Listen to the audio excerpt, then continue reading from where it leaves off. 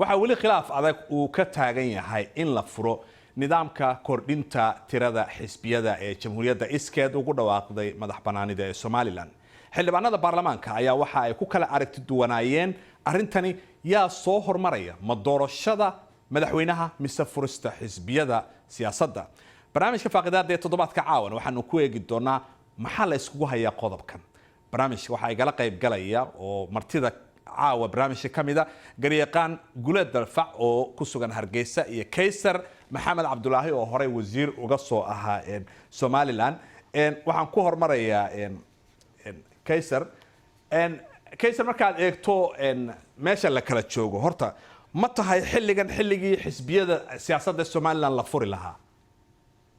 horta sideedaba waxa uu muxuu ahaaye asal u oo loo baahan yahay marka doorasho laga hadlaayo inay jiraan laba qodob. ta koowaad oo xeerarkii oo diyaar iyo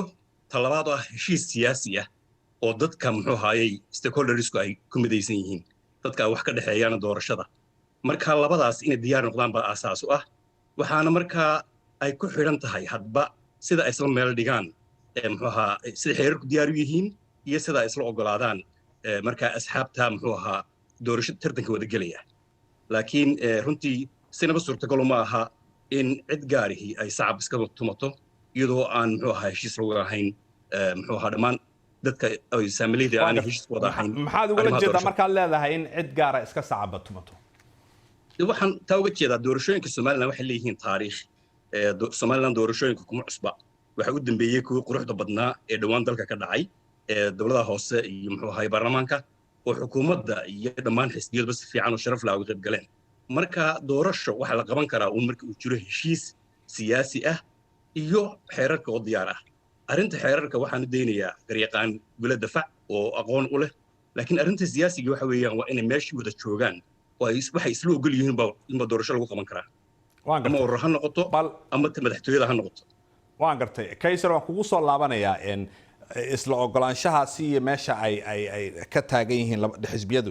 laakiin aan soo geliyo garyaqaan Dalfac markaad eegto dhinaca qaynuunka sharci yaqaan baad tahay aad ka eegto arrintan la isku hayo maxaa kaaga baxay? Waxaan mahadsantihiin. horta guddiga doorashooyinka Somaliland diyaar bay u yihiin wax kastoo doorasho la go'aansado inay qabtaan oo xilligeeda ku qabtaan hadda xilliga la joogo diiwaangelintiina hore u dhacday. xeerka la isku hayaa si uu ku saabsan yahay waa xeerka ururada siyaasadda wax ka bedel ugu sameeyay golihii hore madaxweynuhuna soo celiyay inuu dhaqangal xeerkaasi yahay ururada la furi doono bisha 5aad ee sanadka soo socda inaan la furaynin ayay labada dhinacaad isugu hayaan guddigeedna ay isku mari waayeen. kii loo go'aamiyay waxaan qabaa diyaar u yihiin guddiga doorashooyinka inay fuliyaan. laakiin nuxurka u weyn ee la isku hayaa waa xeerkaas dhinac badanna wuxuu ka yahay siyaasad marka la eego dhinaca sharci ka yahay. xisbiyadana wuxuu ka dhacayaa liisanka la siiyay December sanadka soo socda. madaxweynaha doorashadiisa waxa ku eegtay November muranku halkaas ku salaysan. markaad eegto marka qaanuunka Somaliland u degsan yaa saxsan labadooda? runtii waa adag tahay cid gaar ah leeyahay way saxsan tahay maadaama labada dhinacba ku doodayaan arrin sharci oo in dastuurka ay ku qoran tahay madaxweynaha marka xeer loo soo gudbinayo 12 maalmood gudahooda ku saxeexo ama ku soo celiyo. dhinac waxay ku doodayaan madaxweynuhu 12 maalmood ay ka dhacday oo saaxiibka dhaqangal ku noqonayo. dhinaca kale waxay ku doodayaan inaanay 12 maalmood ka dhicin madaxweynaha xilligii kala gurka doorashada ay ku soo beegantay. kii la qaataaba waxay u baahanaysaa in muddo sharci loo maro. laakiin hadda waxa hareeyay muranka siyaasadeed gurihii wakiilada oo fadhiisan kari waayay isqabsiga dhinacyada ka dhaxeeya dartood. waan gartay Guleed aad maasanta aan kugu soo noqonayaa labadiiba way ku qoran tahay buu leeyahay Kaysar marka la eego qaanuunka mid la dhihi karo kan baa khaldan ma jirto. laakiin waxaad soo hadal qaaday in wax la isla ogol yahay meesha ay ka soo baxaan. ma isleedahay marka dhinacyada siyaasadda isku haya Somaliland waxay ogol yihiin baa soo wada bixi karo qaab xal lagu heli karo? anuu aad baan ugu kalsoonahay arrintaasi in xal loo heli doono waayo Somaliland dhaqan bay u leedahay wax kasta oo la isku qabto in la isu yimaado la wada fadhiisto waxna meel isla dhigo. arrinta meesha taale muhiimkii waxa weeye marka laga hadlayo urur in la furo ururada cid diidani ma jirto Somaliland. xukuumadda ogol xisbiyada ogol cid kasta ogol dadku waxay ka daaleen xisbiyo cid gaar ah u xidhan oo ay rag in badan hor taagnaadaan. marka la iskuma hayo urur ma la fura ayaan la furin. waxa ay tahay su'aashu goorma la furaya. waxa imika inagu soo aadan doorashada madaxtooyada oo bisha November marka iminka haddii la yidhaha urradii baa la furaya oo la howlgalo caadiyan dadku waxay doortaan dad matala oo matalaad baa loo doortaa marka waxaa muhiim ah in ay iswaafaqaan in ay markaa matalaada jirto oo ama ay la jaan qaadaan dowladaha hoose ama doorasho kalo baarlamaan laakiin xisbiye keligood iska ordoo loo foodgareeya ma jiraan dadku waxay doortaan wakiilo dowladaha hoose ama kuwa baarlamaan halka kama dhexgelina kaysar waxaad tiri dadku waxay doonayaan xisbiyadan way ka daaleen baad leedahay marka haddii qofkii reer somalilan doonaya inuu xaqiisa codka uu dhiibto uusan saddexdanna ku qanacsanayn 30 sanana ay saddex xisbi soo hortaagnaayeen soo ma aha in ay helaan fursad dad kale ama xisbiye kale u codayn karaan waa inay helaan laakiin waxay ku habboon tahay waqtigeeda munaasibka ah iminka taagan waxa weeye soo horeysa waa doorashada madaxtooyada markaasi saddexdaasi tartamaya saddexda xisbi ee sharciyadda haysta ee sharciyaddooda ay December ka dhacayso waa inay saddexdaa murashax ku tartamaan madaxweynihii markaa guulaystaana uu bilaabo sida ururada loo furi lahaa laakiin iminka iyadoo doorashada madaxtooyadu soo socoto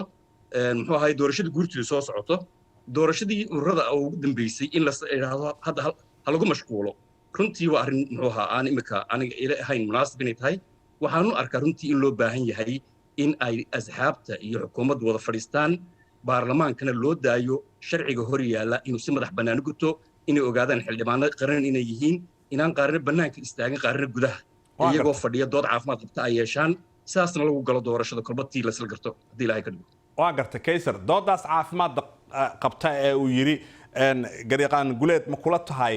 in xildhibaanadii baarlamaanka somalilan intay fadhiistaan oo ay isku yimaadaan in ay siyaasaddan xisbiyada meel iska dhigaan iyagaa sharci yaqaanadii dadkii sharciga dejinaya iyagoo xal ka soo helaan waxay leedahay ugu dambeynta ama golaha wakiiladu iyaga go'aanka ugu dambeynta sharciga gaari doonta ama maxkamad bay tegi doontaa haddii aan la helin xal siyaasi ah waxaase muhiima inaynu isxasuusino sababta muranka keentay inay tahay doorashooyinka dib u dhaca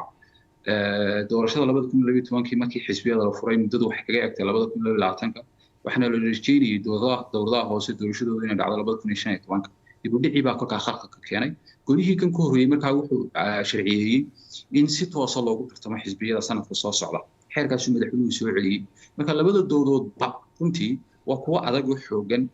una baahan in si meel qabto degan ay dhinacyadu ay u eegaan waana xaqiiq in muddadii 10 sannadood ay ku eeg tahay 2022 oo sharcigu saa dhigayo waqtigu inuu ka dhacayo doorashadii madaxweynuhu November ka eeg tahay marka in xal siyaasi loo helo weey waxaan si kaliya ku dari lahaa intii uu Somaliland haystaa xooy arrimo sharci iyo siyaasadeed oo in dood laga yeesho xilli hore ayaa marka waqtigu soo dhawaado miiska la soo saaray marka waxa hagaya muranka siyaasiga baa ku xoogananaya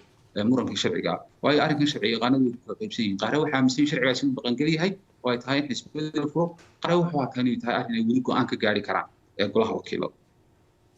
waan gartay golaha wakiilada marka go'aankaasi kaysar haddaan kugu soo celiyo adiga ma isleedahay way gaari karaan inta aysan doorashooyinkan hadda soo socda aysan dhicin si looga fogaado in khilaaf kale u yimaado anigu kalsooni badan baan ku qabaa waa xildhibaano dhalinyaro u badan aqoon-yahan ah runtii doonaya inay wax qabtaan marka kalsooni buuxda waxaan ku qabaa baarlamaanku iyagoo midaysan in ay dhammaystiri doonaan shuruucda hortaalla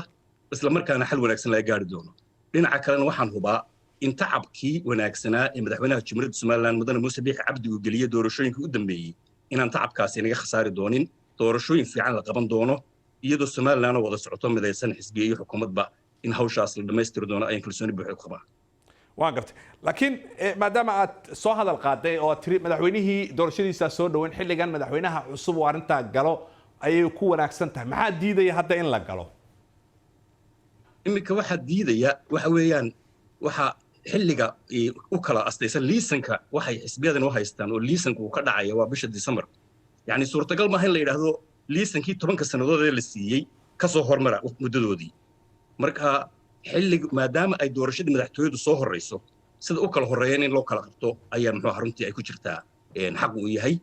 waxaan aaminsanaynaa arrimahaas saas ku dhamaan doonaan waan gartay kaysar waxaad leedahay marka 10 sano laysankay saddexda xisbi haysteen ayaa waqtiga darteed ba loo sameeyay gabagabadii baan soo gaarnay guuleed sharci yaqaan baa tahay wax badan waa la isku qabsadaa arrimaha sharciga laakiin wixii maandhood ka dhacay baarlamaanka hortiisa oo ilaa booliisku xabada ay ridaan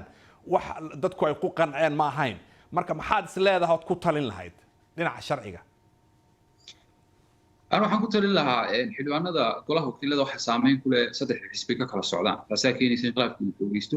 in hogaamiyaasha saddex xisbi iyo dadka daneynaya ururada la furaa iyagoo waa daneeyayaal xaq u leh inay cod ku yeeshaan inay ka wada hadlaan dowladda golaha wakiilada la isku dayo si khilaaf la'aan muran la'aan inay arrinka kolka go'aan uga gaaraan aan cid gaari ma agtay qaadan xisbiyada jooga saddexda aanay muudin kaligood inay arrinka leeyihiin waa inay talada ka qayb geliyaan dadka doonaya inay ururka furtaan laftigooda aad iyo aad baad u mahadsantihiin labadiinaba waxaan idinkaga mahad celinayaa waqtiga aadna siiseen garyaqaan guulad dalfac iyo kaysar maxamed cabdulaahi oo wasiir ku-xigeen hore uga soo noqday somaliland labadiinaba waan idiin mahad celinayaa kasoo qaybgalkiina inta ayaan kusoo gabagabeynaynaa barnaamijkeenii caawa iyo caalamka waad ku mahadsantihiin daawashadiina intaanu mar kale dib u kulmayno dhammaantiin waxaan leenahay nabadgelyo